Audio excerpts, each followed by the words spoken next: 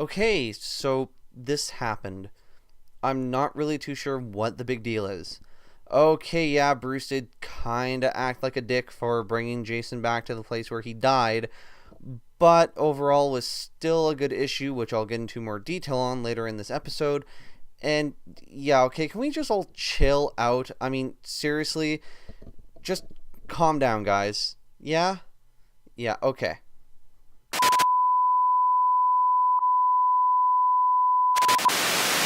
Hey guys, so yeah, I'm here by myself again. Uh, okay, so let's get into some new comics this week. We've got Age of Ultron, Book 8, alright. We've got, we do have some older books, mainly because Diamond's still trying to get their stuff together. Shadowman, Issue 0. And, of course, Batman and the Red Hood. So, yeah. So let's get into Age of Ultron Book 8 to start off with. So it takes off pretty much from where Book 7 left off. The Invisible Woman and Wolverine are still being held hostage, kind of. And then Tony Stark, or Robot Tony Stark, because I'm sorry, he does kind of look like a robot, is questioning Wolverine. There are a few things that kind of, I'm not really sure how to describe it, just look kind of off to me. Like, there are certain panels where I thought for a moment that Tony was talking to Beast.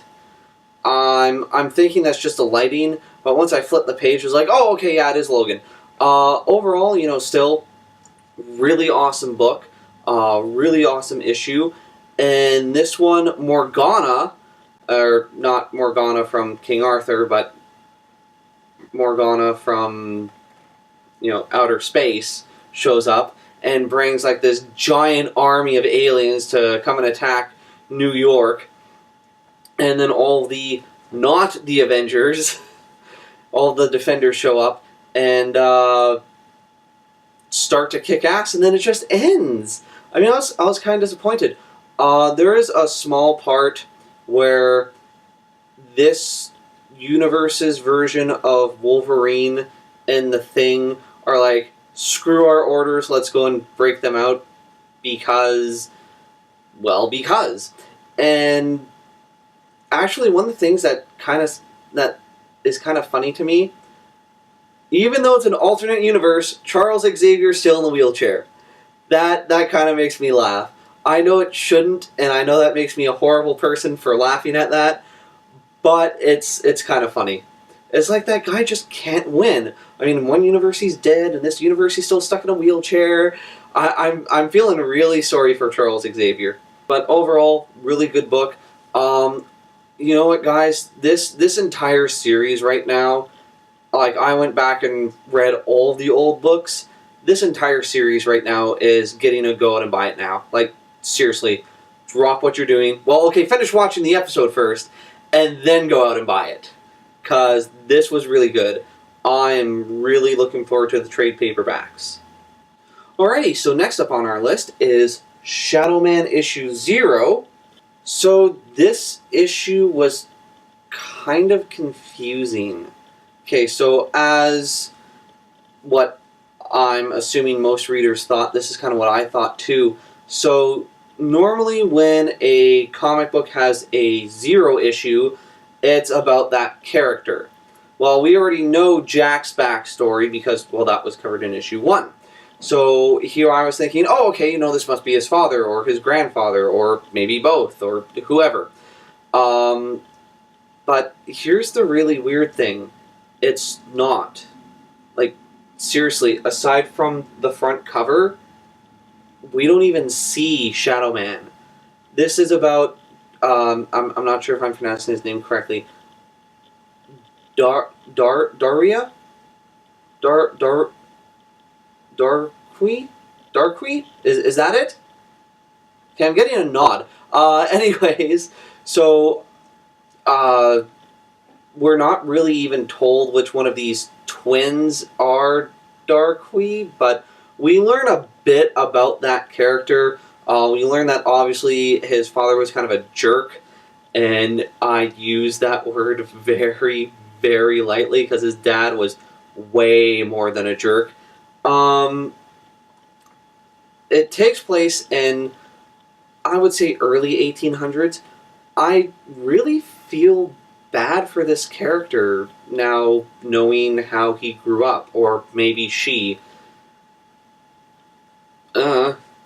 But yeah, I mean, I feel really bad for this character now, because, you know, this person, you know, their father, and there's a twist to this, which I'm not going to spoil for any of you, but their father, you know, loves them and nurtures them and, like, teaches them how to use magic for almost their entire life, and then it's just like, yep, I was using you to get what I want, screw you guys, and I felt really bad for this character. I mean, I almost started tearing up a little bit. Almost. Almost. That takes a lot for a comic book to do. That takes a lot for a comic book to do to make me almost start tearing up. So, good work, Valiant. You almost made me cry this week. Overall, you know, really, again, another really good issue. You know, there's really nothing I can say negative about this issue, and there's really not that much I can say without spoiling it all for you. If you like 1800s America, if you like things that kind of touches base on, like, how, you know, slavery is wrong, definitely the book for you guys. If you just like Victorian timepieces, again, definitely the book for you guys. I kind of thought it was going to be set in a later period, like, say, 1950s, 1960s, because if you look at the front cover, again, you know, there's a photo of what looks like a 49 lead sled. I think that's a Pontiac one as well. And then, in the lower half, you can see what looks like, and I could be mistaken, but what looks like a 72 Charger. So I kind of thought that it was going to be set like in a later period. So the whole, you know, this is 1812 really threw me off. Like, that was a really big curveball. So overall, really good book. You know, again, go out and buy it now. It was really good. If you're expecting backstory on Jack's father or one of his other family members, sorry, you're not going to get it in this one. But still a good issue to pick up. And of course, last but certainly not least, Batman and the Red Hood, or Batman and Red Robin, Batman and Robin, I'm not too sure right now. So in this version of Batman and Robin, he teams up with Jason. We do see a little bit more of Carrie Kelly, except this time at Wayne Manor, and Alfred actually offers her a job taking care of Titus, and doesn't tell Bruce Wayne. Can we just have Carrie be Robin already? I mean, we know that's where it's gonna go. Can this just happen? That'd be nice.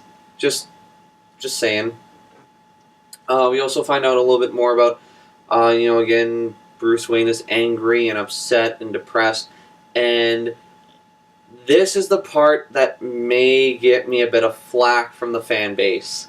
Okay, I disagree with how majority of the fans have been acting, with crying and being like, oh, Bruce Wayne shouldn't do this because he's Batman, and Batman's never supposed to act wrongly. Okay, guys, Bruce Wayne has been doing that for a long, long time. Remember A Death in the Family? Yeah, I remember that. You want to know what else I remember? Bruce Wayne did jack shit to bring Jason back to life. Okay? You guys want to argue about Bruce Wayne doing the wrong thing? Argue about that. I honestly don't see why everyone's so upset about this. I mean, okay, yes, it was a dick move for Bruce to do that to Jason. And, okay, yeah, I'm kind of pissed off at Bruce Wayne myself for doing that to Jason, because he that's pretty much just walking up to Jason and being like, hey, you, yeah, you, yeah, just for you. And then just walking off. Like, he might as well beat him with a crowbar. That was not funny. But yeah, I mean, I don't know what to say, really, about this. It's just...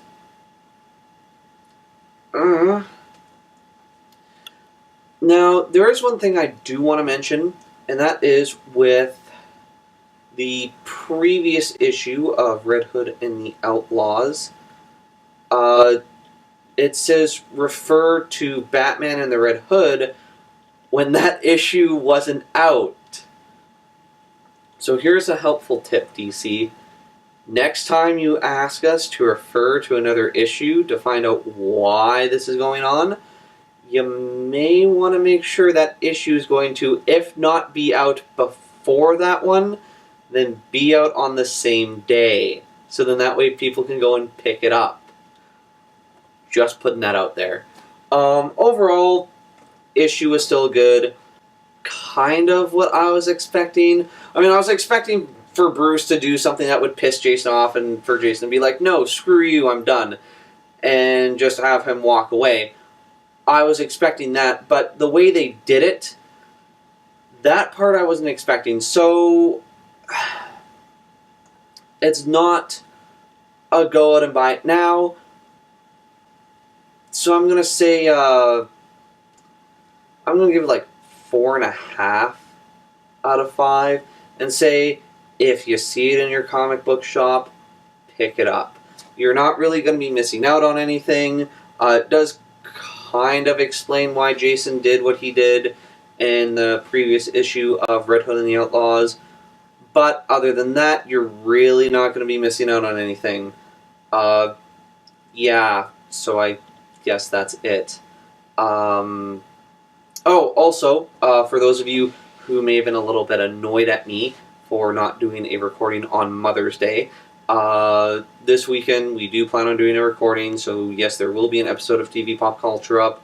Again, I do apologize because I kind of slipped my mind that Sunday was Mother's Day, so this week there will be a regularly scheduled program listing for TV Pop Culture. It will be uploaded, hopefully on time. So with that being said, I'm CJ. This is the long box for May the 15th. Didn't just look at a calendar there. 2013. And I will catch you guys next time. Bye.